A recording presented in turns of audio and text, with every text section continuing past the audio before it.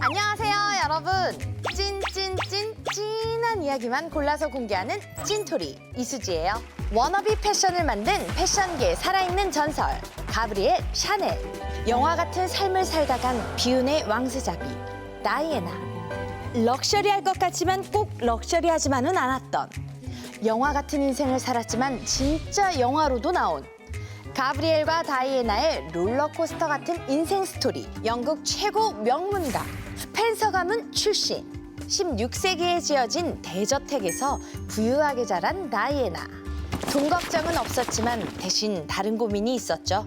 이번엔 아들이겠죠? 오 마이 갓, 또 딸! 대대로 아들 귀한 집의 둘째 딸. 아들인 줄 알았던 부모가 다이애나를 낳고 엄청난 실망을 했다는 슬픈 이야기. 우리 첫째 사라 100점. 잘했네? 우리 막내 아들 90점. 쭈쭈 잘했어요. 우리 다이애나 낙제? 우리 스펜서 가문의 중졸? 남다른 두뇌로 옥스퍼드 대학교까지 척척 들어간 언니. 남동생과 달리 고등학교 졸업 시험도 낙제해 최종 학력은 중졸이라는 거. 잘난 언니와 동생 사이에서 다이애나의 자존감은 한없이 낮아졌죠. 반면 다이애나와 달리 자존감이 남달랐던 가브리엘. 고아원에서 자란 가브리엘은 그곳에서 배운 바느질로 성인이 되자마자 봉제 공장에 취직했지만 바느질만 하기엔 그녀의 야망은 너무나 컸죠. 파리로 가기 위한 비용을 마련하기 위해 술집에서 아르바이트. 그곳에서 섬유회사 상속자 에티엔을 만나 상류층 문화를 경험하게 됐고, 파리의 모자 가게를 열며 단숨에 대박을 터뜨립니다. 당시는 깃털 모자가 대유행하던 시절, 이때 가브리엘의 패션 철학이 시작됩니다. 그것은 실용성. 투박하지만 가볍고 실용성 있는 모자를 만들어 여성들을 열광시킨 거죠. 이것이 패션 디자이너로서 본격적인 스타트. 반면 아르바이트로 베이비시터를 열심히 하던 다이애나. 백작의 딸이 서민 코스프레를 한다는 부정적인 시선도 있었지만 20살에 찰스 왕세자와 결혼. 왕세자비가 되며 그야말로 신데렐라로 등극하죠. 베이비시터와 왕세자의 만남.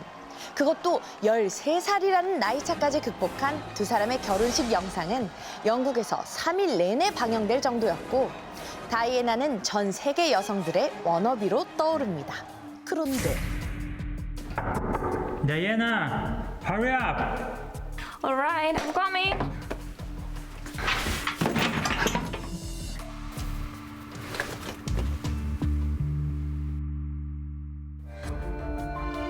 카밀라? 다이애나는 신혼여행에서 남편의 내연녀 카밀라의 존재를 알게 된다. 더욱 충격적인 것은 카밀라는 두 자녀를 둔 유부녀였지만 알고 보니 무려 10년 전부터 찰스와 내연 관계. 이 사실을 꿈에도 몰랐던 다이애나는 결혼 전부터 카밀라와 자주 만났고, 심지어 다이애나의 웨딩드레스도 카밀라가 골라준 것이었다.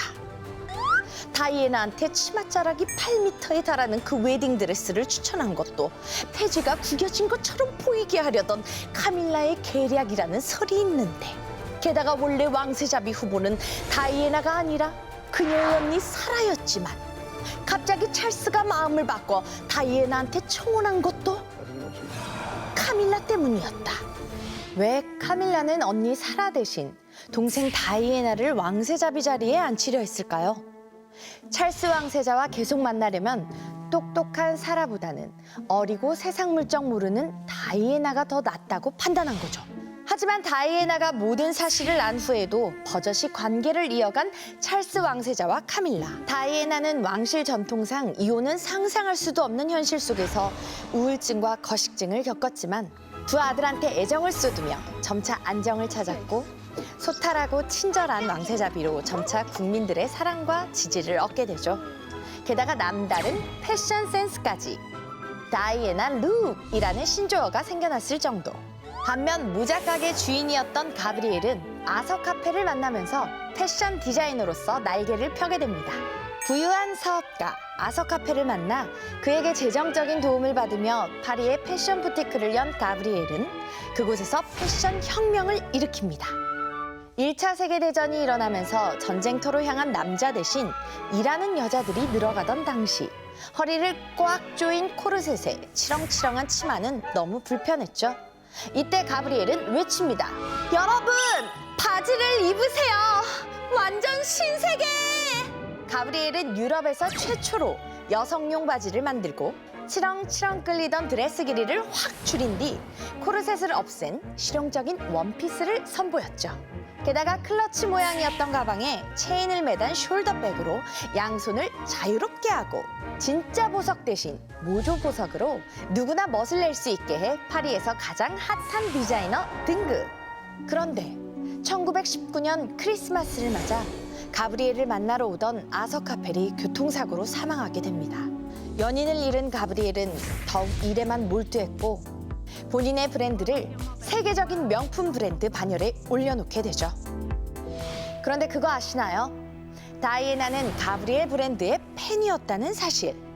하지만 언젠가부터 절대 그 옷을 입지 않았다는데 카밀라와 찰스, 카밀라의 씨, 찰스의 씨, 그 브랜드 보기도 싫어. 절대 안 입어요. 사랑 없는 결혼 생활을 끝내고 싶었던 다이애나.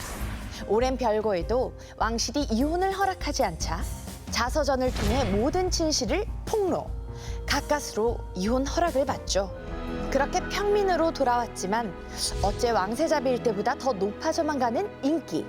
불행한 삶 속에서도 늘 약자에게 따뜻하고 친절했던 그녀는 각종 봉사활동에 앞장섰고 특히 에이즈 환자와 스스럼 없이 악수하는 사진이 보도되며 사회적인 존경까지 받게 된 겁니다.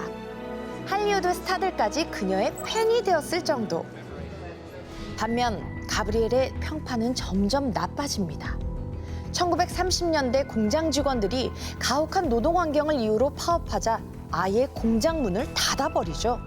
그런데 Hello, it's Mister. It's been a while. 언젠가부터 암호명으로 불리기 시작한 가브리엘. 게다가 F7124라는 요원 번호까지 있었는데 I heard you and Churchill know each other. Yes, you heard it right. I want you to meet him secretly and suggest a ceasefire on behalf of Germany. 그랬다. 가브리엘은 나치의 스파이가 된 것이었다. 제2차 세계대전 당시 독일에 점령당한 파리. 가브리엘은 나치 장교 한스 귄터와 만나며 독일의 비밀 정보기관 아베어의 스파이로 포섭됐다는 의혹에 휩싸이죠. 실제로 2016년 관련 문서가 공개되며 논란이 사실로 밝혀지기도 했는데요. 당시 가브리엘은 전쟁이 끝나고 전범으로 몰리자 스위스 망명길에 올랐고 10년 후 다시 파리로 돌아와 한 호텔의 최장기 투숙객으로 일요병에 걸릴 만큼 일에만 전념합니다. 왜 일요병이냐고요? 일요일엔 일을 쉬어야 하니까요. 일요일 너무 싫어요. 하지만 가브리엘은 1971년 1월 10일 일요일, 아이러니하게도 가장 싫어했던 일요일에 사망했고 프랑스 정부가 매장조차 반대해 묘지는 스위스에 있죠. 프랑스를 대표하는 패션 디자이너지만 조국에 묻히지 못한 가브리엘. 다만 그녀가 머물던 호텔방은 예전 모습대로 보존되고 있다는데요. 사실 이 호텔은 다이애나가 마지막 식사를 한 장소이기도 하다는 거.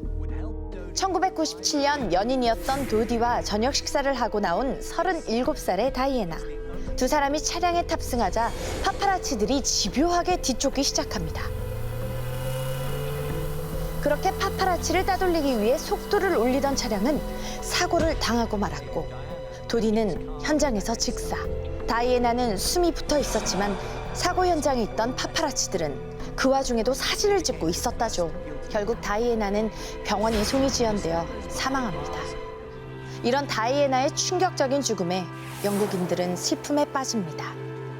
시민 수만 명이 그녀가 머물던 킹싱턴 궁에 모여들어 눈물을 흘렸을 정도죠. 비운의 왕세자비지만 영국인들은 그녀를 프린세스 다이애나라고 부르면서 지금도 추모하고 있다는 사실. 가브리엘과 비교되죠. 이후 찰스와 카밀라는 2005년 많은 비난 속에서도 결혼식을 올리며 정식 부부가 되지만 성장한 두 아들은 어머니를 그리워하며 결혼 당시에도 다이애나가 꼈던 반지를 똑같이 디자인했고 며느리들까지 다이애나가 남긴 액세서리들을 착용하는 모습이 자주 포착되고 있다고 하네요.